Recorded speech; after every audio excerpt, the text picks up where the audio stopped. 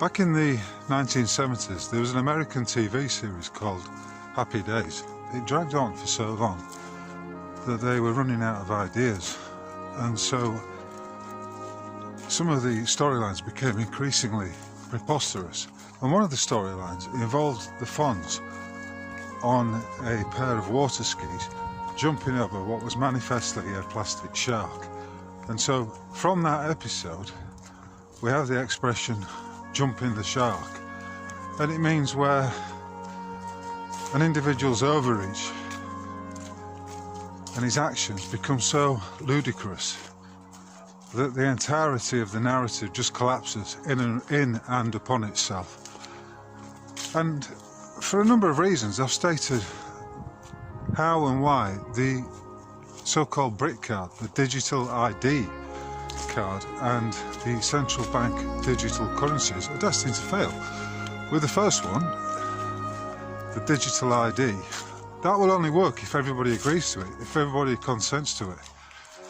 And of course, we're at that position now where even if it's only 10% of the 50 million adults in Britain who do not consent, that's 5 million people, and that represents a disaster. That would be disastrous. And of course, the BRIC card goes hand in hand with this attempt to impose a central bank digital currency, CBDC. So for those two reasons, I believe that it's destined to fail. It's as though these fools in Westminster basically don't have any brain cells to rub together and are simply doomed, if you like, to continue repeating the mistakes. And of course we know that when they attempted to roll out a vaccine passport a few years ago, that failed because significant numbers of people rejected it. Now you could say, well, this is a direct representation of Starmer's inability to gauge the mood of the people, to read the room, as some might say.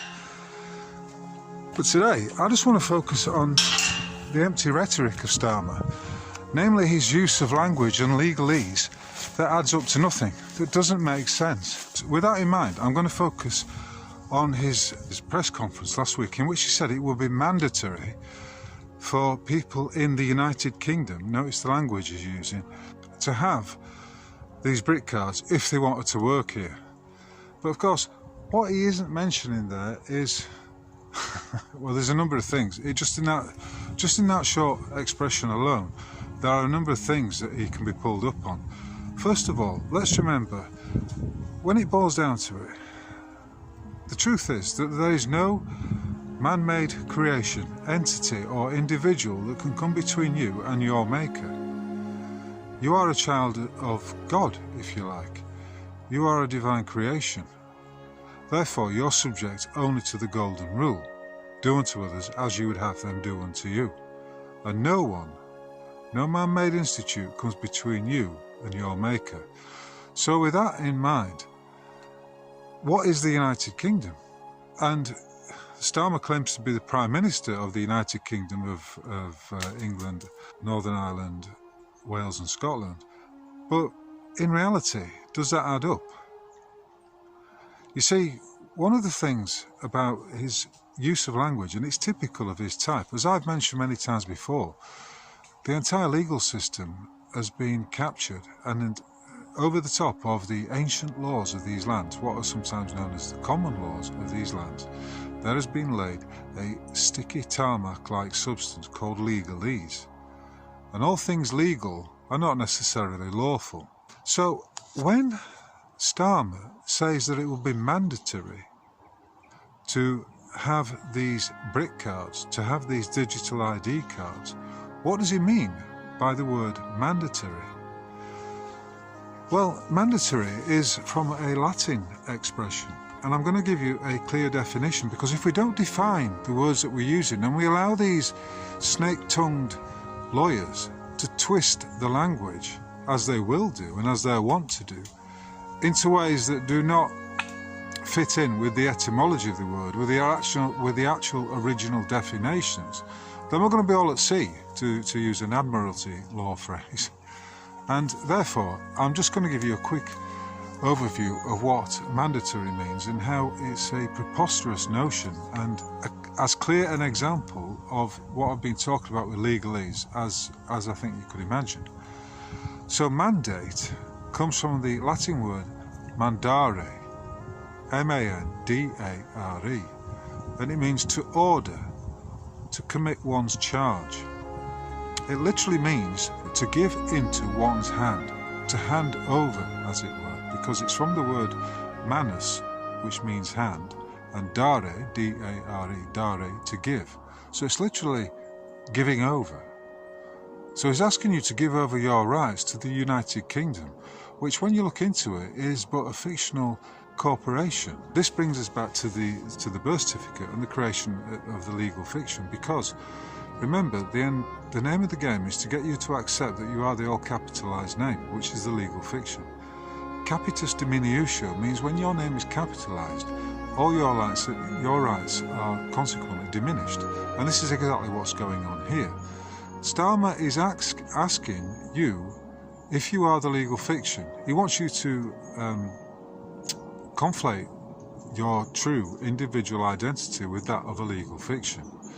So once again, we are at that position where it behoves us to know who we are. The man who is well informed is not easily deceived.